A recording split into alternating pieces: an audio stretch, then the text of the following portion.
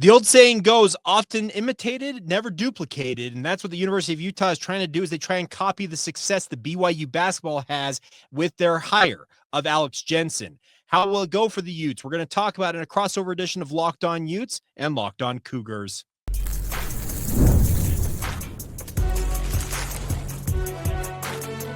You are Locked On College Crossover, part of the Locked On Podcast Network. Your team every day.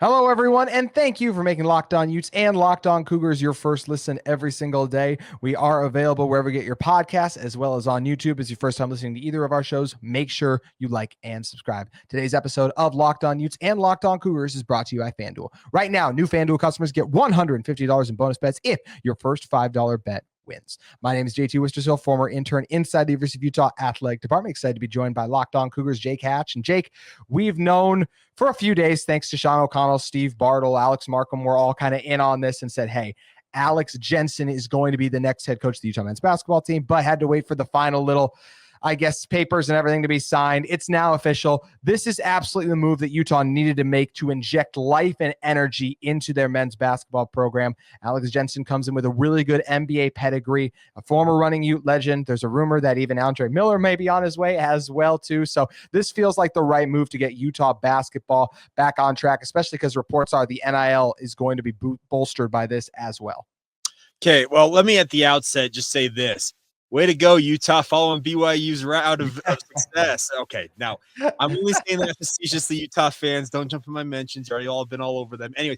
They will. But good try. They will. But the bigger point to be made, though, is Alex Jensen is a fantastic hire for the University of Utah. And, JT, the thing about this is, as you mentioned, it's going to inject life back into that Utah basketball program. The reporting out there, Steve Bartle saying he's going to make north of $4 million. That's right in line with what BYU reportedly is paying Kevin Young. These are former NBA guys. They want NBA-type money, obviously, to take the leap here. But the bigger question to be had is, you already mentioned as well, NIL dollars. We have seen BYU. They have stepped up. They're going to be paying a guy like AJ DiBonsa north of potentially $8 million next year to come and play for the Cougars. So BYU's got their NIL funds well stocked. My question remaining for Utah beyond this, because I think Alex Jensen is the right hire. He's the perfect hire for the program. Mm-hmm. Does he have the financial backing to make a difference? I think he does, based on the reports, to make a difference. I've heard that it's going to be somewhere, I think Alex Markham's talked about this too, like over $6 million potentially that Utah's going to have at their disposal. So that's something. But I don't think it's going to be what BYU has. I don't expect Utah to be able to land the AJ DiBonsas of the world, like the top overall player. But just to be able to get a better quality of roster in, I mean, it's hard for me to believe on paper, based on what's been reported, that the Utah basketball roster won't look better on paper next year than it did coming into the season this year. Now, will they perform and be a top 10 team? That's the thing that remains to be seen. But I do think absolutely, Jake, to answer kind of the question I posed of did Utah make the right move by hiring an NBA assistant like BYU did? 1,000% they did, because of what Alex Jensen represents. It's not just because like, hey, BYU did this, so we have to do this. It's no. Alex Jensen's a really good coach. He's with the Jazz for a long time. This has now had success with the Dallas Mavericks. It is funny timing that this also happened like when the Luka Doncic trade happened and the Mavs organization just looks in a terrible direction it's heading in now. Jensen's like, okay, I'll jump back to college too. But the Utah has for a long time been trying to get back to the days in the 90s when they made the national championship. Now, I don't think it's realistic to expect that, but to want to be a team that consistently makes the NCAA tournament like those teams back then did, that's absolutely realistic to me. And an alumni hire, like we said, it's what's needed to get everyone, boosters included, back on board. So this definitely was the right hire, even if it means you have to follow in BYU's footsteps. Well, let me also add this to the conversation with regards to Alex. He, as you mentioned, is going to come in and kind of give this program a jolt that it is needed for quite some time. I'm a kid who grew up in this state. I watched those teams from Utah in the 90s do what they were doing. Rick Majerus had this absolutely incredible thing rolling, and Alex played in that system. The Johnson brothers, there were just so many players that went through that basketball program, that were just elite players, and you couldn't help but admire them, even as a BYU guy, from what they accomplished, going and playing Kentucky in that national championship, the whole thing. the question now will be, okay, how quickly can he engineer a turnaround here? And the other part of it is he's coming in with an NBA background. Now, he did spend time working for Rick Majerus at St. Louis during Rick's final stint as a head coach. So he has some collegiate experience, but the college game that he left in 2013, if I recall correctly, when he first jumped to the NBA, JT, now over a decade later, it's a completely different looking game. But the nice part is it's become more professionalized, much more like the NBA. And that should give Alex an opportunity to translate some of the stuff he's learned at the professional level and bring it down to the University of Utah.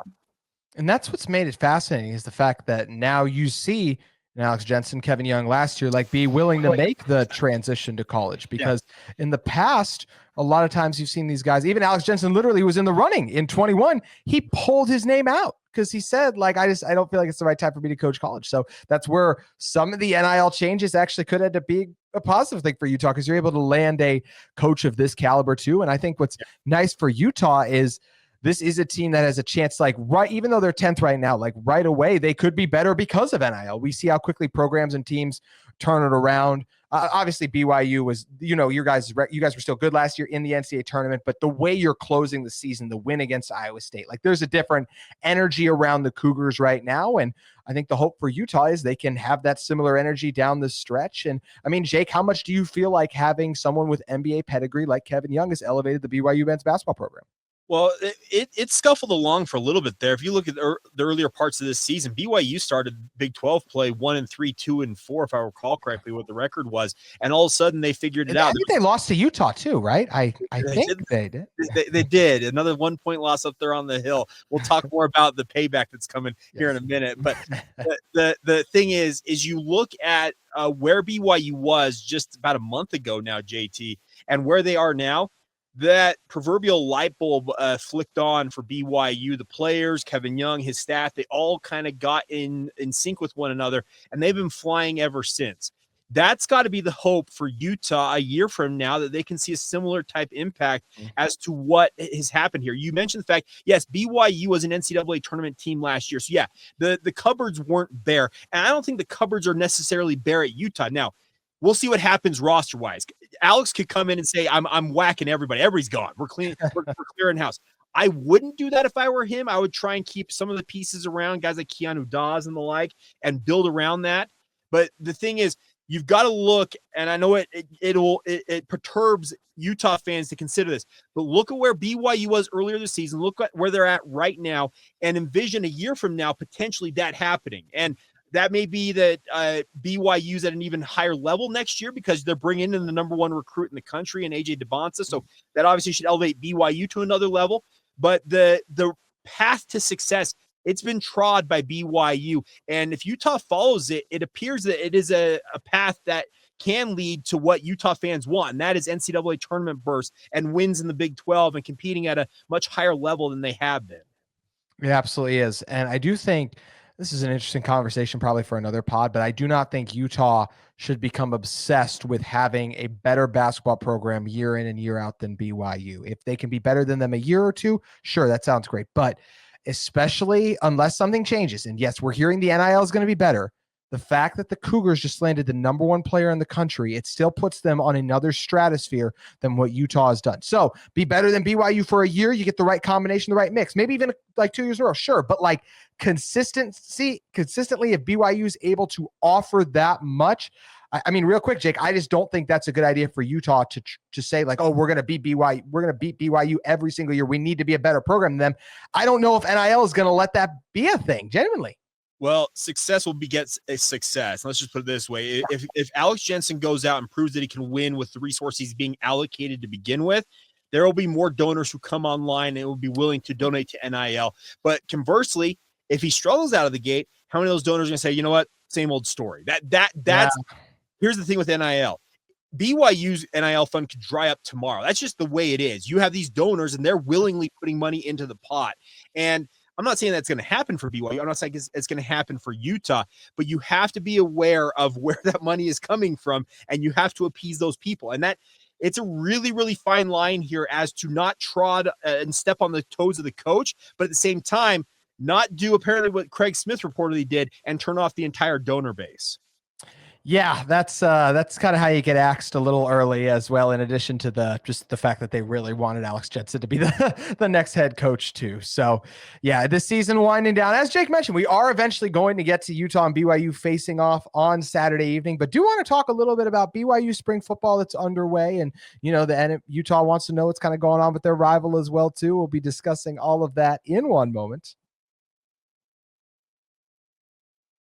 Today's crossover episode of Locked On Utes and Locked On Cougars is brought to you by FanDuel. When the game tips off, the NBA action is just getting started, and there's no better place to get in on it than FanDuel, America's #1 sportsbook. With FanDuel, you can place live bets throughout the game, so even if you miss the opening tip-off or want to bet on the fourth quarter comeback you think your team's about to make, that's where you can head over to FanDuel. You can stay in on the action with FanDuel, and you're looking for a bigger payout, you can even combine your live bets into a same-game parlay. I mean, I love using FanDuel's live betting feature because it keeps every moment of the game exciting. Whether I'm backing my team for a late-game rally or picking a player to hit a clutch three, I never feel like I missed my chance. Plus, the app is easy to use, and when you win, you get paid instantly. Right now, new FanDuel customers get $150 in bonus bets if your first $5 bet wins. This is FanDuel.com to join today. That's FanDuel.com to join today. Your shot at $150 in bonus bets. You can make every moment more with FanDuel, the official sports betting partner of the NBA. And don't forget, March Madness right around the corner too, so you can head over to FanDuel for that. MLB baseball nearly back, and the race for the 1 seed in each conference feels like it's kind of wrapping up. The Thunder, obviously, and then the Cavs well taking care of it. But how about the rest of the playoffs? Who's going to be in the play-in? Which teams are going to end up in the lottery? We know that the Jazz are probably going to have a high pick too. So whatever way you think it's all going to shake out, make sure you head over to FanDuel Sportsbook today. Jake Hatchback here with me. Jake, BYU spring ball is underway, so we're getting football back. Utah's will be going on later in the month. Obviously, Utah's goal is to bounce back against their rival, and BYU was towards the top of the conference last year too, where Utah hopes to be. So I am curious, how was the first couple? I think it was first week, right, for the Cougars? How have things been trending so far? Really, I'm not going to lie. It's been pretty blasé. That's probably the term I would use. BYU, and it's a bad thing at BYU. Here's the deal, JT. BYU brings back a ton of the production that led them to an 11-2 record last year, and that's the thing about this is there's not a lot of controversy with the Cougars. There's not a quarterback battle. You're not wondering if this defense is going to struggle like it had for the 3 or 4 years before Jay Hill came in to take over. The thing about BYU is it's kind of how much better can they improve now that can lead them hopefully past a Kansas or an Arizona State and get themselves into the Big 12 title game and potentially a chance to play in the college football playoff. That's the storyline around BYU right now. And the sad part is that really can't play out until we get to the fall. It can't. And it's interesting how different the storylines will be for BYU versus the Utah, because Utah, you know who the quarterback's going to be. It's going to be Devin Dampier, but still haven't seen him yet. So you get your first look at him. What does Jason Beck's offense at least look like a little bit? You get to watch. This is the one time with Utah we get to see the practices and things of that nature. So that's actually exciting that we'll get a look and see what Dampier looks like, some of the new other pieces that Utah's added as well. And I mean, Jake, I'm excited for spring ball for that reason. And this Utah team, I mean, no Junior Tafuna, no Zamiah Vaughn, no Karene Reed. Like there's a lot, no correct Cam Rising, no Brant Keith. That's a lot that Utah has to replace. So I'm curious to see who's going to step up, be some of the leaders. Utah has a lot of questions they do need to answer in spring ball. Sure, and that's the thing about this is Utah's spring ball will be infinitely more interesting, I think, just from a storylines standpoint. And I know I'm not trying to say that BYU doesn't have storylines. There's inevitably going to be something that emerges from BYU spring camp, whether it's some player that emerges and all of a sudden it's like this hot shot young player that you're looking forward to. I think the biggest thing for a BYU is, okay, what do the former Utes in Hunter Clegg as well as Keanu Tanavasa? Are they living up to their billing as the next stud defensive lineman for BYU? That's kind of the storyline we're tracking in Provo. Whereas, as you mentioned, yeah, Jason Beck takes over as offensive coordinator here. Can Kyle Whittingham get this back on track? And then when is he going to step aside and hand it over to Morgan Scalley? The storylines for Utah are much more plentiful than BYU right now. But once again, it goes back to your original point. These are two programs in two different places right now. Utah was thought to be where BYU is right now last year going into the season, but it kind of turned out that they were opposite. BYU is a top-tier program in the Big 12 right now, and their expectation is to go to the Big 12 title game, whereas Utah, okay, get back to a bowl game, number one, and can you push to 7 or 8 wins and restore some glory into this program and set up what would I think is the next era of Utah football with Morgan Scalley and set it up for success. So it's an interesting dichotomy to watch these two. And I am very curious to see what these two programs ultimately look like mid-season when these two square off in that rivalry game. I don't think you're wrong that Utah's just trying to get back to bowlability and, maybe being an 8-win team, things of that nature. But there's one person who's obviously not going to be satisfied with that. That's Kyle Whittingham. I mean, this feels like it's going to be his last year. This is a Utah team that wants to make a push. I think they have the pieces. By the way, very nice work for you bringing up Hunter Clegg and Keanu Tanavasa. I've tried to make myself forget that they're now Carson Ryan too, but I had right. Dang it. That's right. I forgot about Carson Ryan too. That's a couple guys. Not the Clegg one is actually the one that I like. I obviously Tanavasa has been talked about so much. Like I forgot about Clegg for a moment. So as soon as I heard that, I was like, and then Tassili Akana is back as well. So that's just another high recruit in the state too. And this speaks to the trends that BYU has made. They've done a very good job and they're reaping the benefits of that right now. But it is going to be interesting to see with this Utah team. And Jake, even what Arizona State did last year, it gives Utah hope that, hey, we're in a much better position right now than that Arizona State team was a year ago. Like, why can't we be the team that surprises everyone? We have a Kyle Whittingham has done great things and some premium talent. At least it appears that way on paper on both sides of the ball. Well, and this is a league that, at least so far, has proven that you can go from bottom tier, in the case of Arizona State, literally pick dead last and finish at the top. So, there's a topsy-turvy nature to this league. The dichotomy I'm looking to see, I thought the dichotomy, the trajectory, that's what I was, trajectory I'm looking for from both of these programs, speaking of the Utes and the Cougars, is how much further can they both take it? Because you're right. Yeah. It kind of is trending towards, this is the tail end of the Kyle Whittingham era for the Utes. Can he get it to a place where he's comfortable stepping aside after this season? Because I don't think you can hold on that much longer and not have some discontent with the coaching staff. That's the issue I see, is if Kyle continues to linger and hold on to this and have a head coach in waiting like a Morgan Scalley, no matter how proud a guy like Morgan Scalley is, he's not going to hold on forever. So that's the interesting trajectory here to see where Utah gets to. And then in the case of BYU, can they really follow up what was a breakthrough season a year ago and go and play for the Big 12 title and go to the playoff? That's what the trajectory is for these two programs. I think you're absolutely right. Morgan Scalley's done so much and he's sacrificed so much, turned down other opportunities and things of that nature. I mean, we know how much USC wanted him a couple years ago even. So it's been a lot that he's passed up for his opportunity to be the head coach at Utah. He already had to go through one cycle and wait. And is he going to want to do that again? Yes. Well, that'll be what's fascinating. Jake, this is something we hadn't even talked about. And honestly, I didn't think about it till now. But do you think Jay Hill will eventually get to that point? I mean, he's done such a great job with the Cougars defense. Do you think Jake Hill's a guy who's going to be fine being the number 2 at BYU for a while, just the DC? Or eventually could you see him if some other school in the Big 12 or maybe somewhere else, like another, even a G5 school maybe had an opening, like would he go there? Jay tried for every job in the Mountain West Conference when he was at Weber State and was passed over for every single one of them. I'm telling the New Mexicos, the Colorado States, you name a Mountain West school that had an opening during his final 3 or 4 years at Weber State. As I understand it, he applied for essentially every single one of those. Yeah. And who knows why those programs didn't pick a guy like Jay Hill. Jay Hill is a phenomenal football coach. He came to BYU because I think he realized there was a glass ceiling he was running into, and he felt like maybe going to BYU and being the associate head coach, running a defense and rehabilitating a defense that had fallen on hard times would make him infinitely more attractive to the G5 and in particular the Power 5 ranks. Yeah, there's going to be a point in the next, I'd say 2-3 years that Jay will get an opportunity to be a head coach once again, whether that's at a high level G5. I would imagine he's probably looking at a P5 job ideally, and he's going to get a chance to run the ship once again, and he'll do phenomenally well. BYU's lucky to have him while they have him because he has been absolutely everything that Kalani Sitake and the Cougars could have hoped for. He's done a great job. I mean, it's funny when you mention like the Mountain West jobs because, Jake, correct me if I'm wrong, I think the old Idaho coach is now the coach at New Mexico. Yeah, Jason Eck is now at New Mexico taking over for Bronco Mendenhall, obviously. So it's baffling to me that a guy that had just the crazy amounts of success that Jay Hill had at Weber State, I don't know what these Mountain West administrators were thinking at the time, because he would have knocked it out of the park with the New Mexico, with the Colorado State, heck, a San Jose State. Insert any Mountain West school program. Even he could have just revolutionized the entire deal. None of them took the swing on that, and all of them may get passed by now because I'm telling you, if he continues to have the success he's having with BYU's defense, there will be P5 programs like, hey, we want some of that.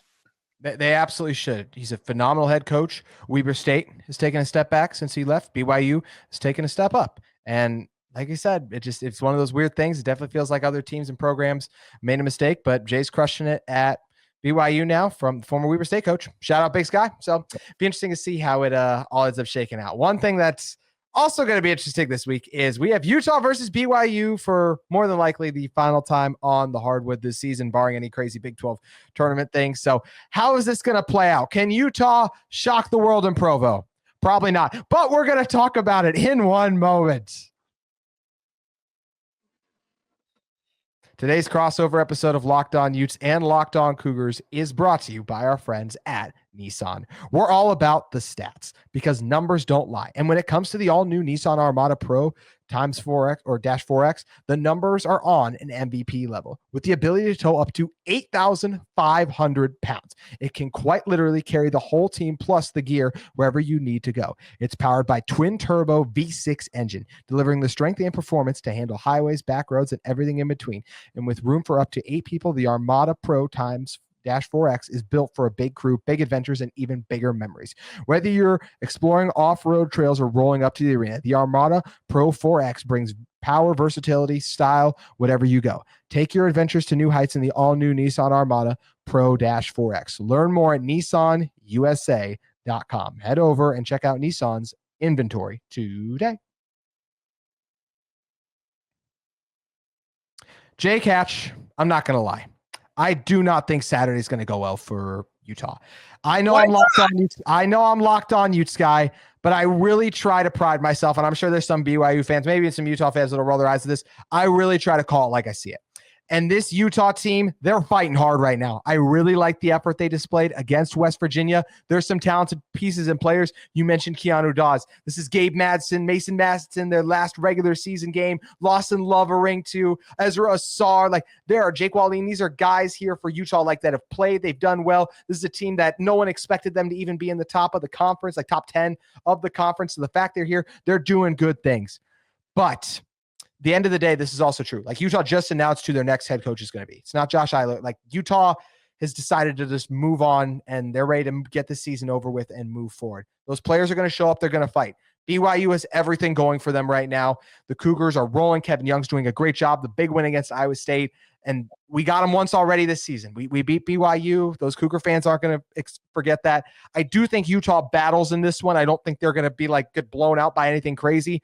But I could absolutely see a BYU win by 20-plus points just with the way the Cougars are playing right now. These are two programs trending in opposite directions, at least until Alex Jensen does officially walk into the Huntsman. All right, so here's the deal. I look at this as I expect Utah to come in and play with pride because that's essentially what they're playing for. BYU, in all reality as well, JT, they're locked into the number 4 seed next week in the Big 12 tournament. So there's not a ton on the line for these two programs. So it's all for pride. It's all for rivalry's sake. And I fully expect BYU to obviously want to get payback on Utah for the loss up at the Huntsman Center. So here's where I'm gonna insert what I think tomorrow's game is good for both sides. It's for Utah players that are gonna get scouted by BYU coaches and see if they can bring them in the transfer portal. I can't. I'm hosting this episode, by the way. I'm very tempted to pull you out of the studio for that. I'm not going to lie. I really want to pull you out of the studio. Jake Wallin, Ezra Alsar. Come on, guys.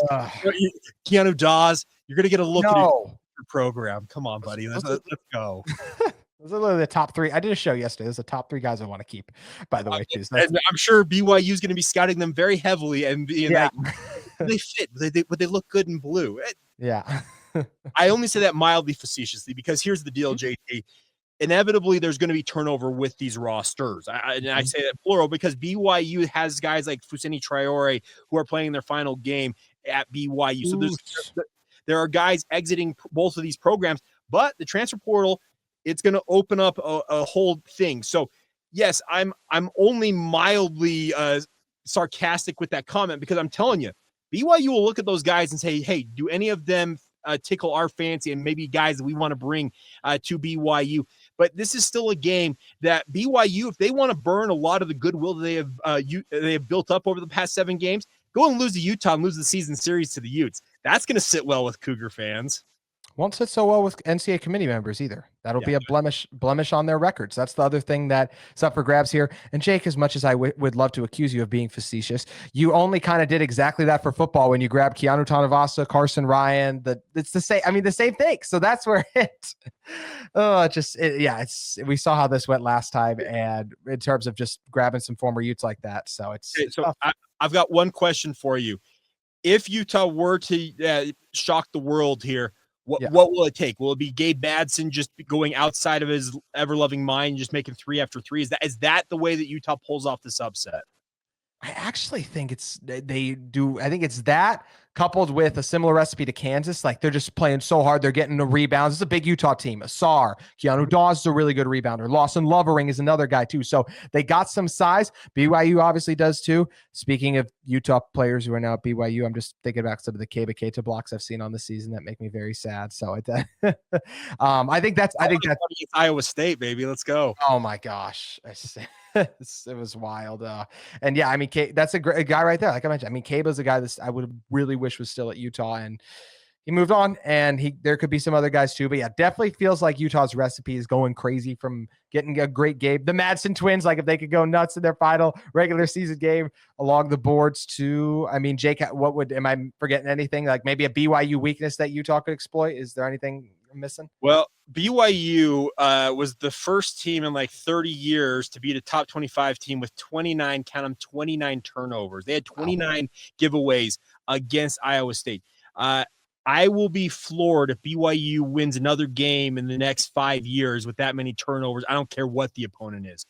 They have been far too careless at times with the ball, speaking of the Cougars. And I'm talking, it's not any particular player. You can look at the distribution of the turnovers. It's pretty evenly across the board, mainly led by the guards and Dallin Hall and Jaeger Demon. Those two guys obviously handle the ball the most. They'll turn it over the most. That's just par for the course with college basketball.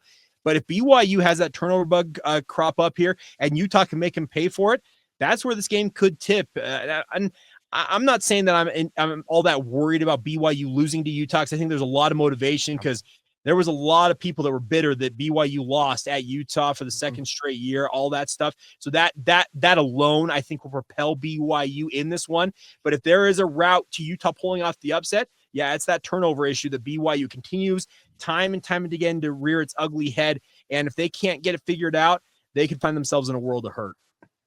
Could be a world of hurt for Utah, but I'll say this, Jake. I still love that this rivalry allows us to play each other twice a year. I think it's a lot of fun having these two teams together.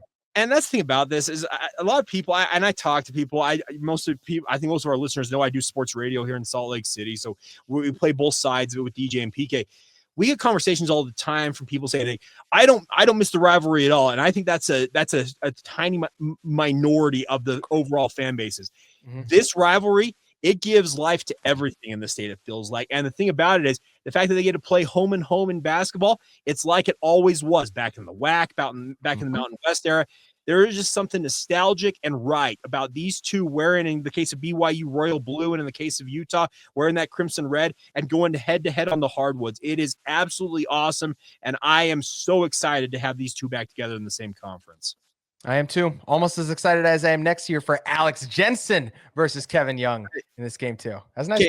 It will. And that's the thing about this is you're going to have two guys who have NBA backgrounds matching wits at that point. And that'll be fun in and of itself.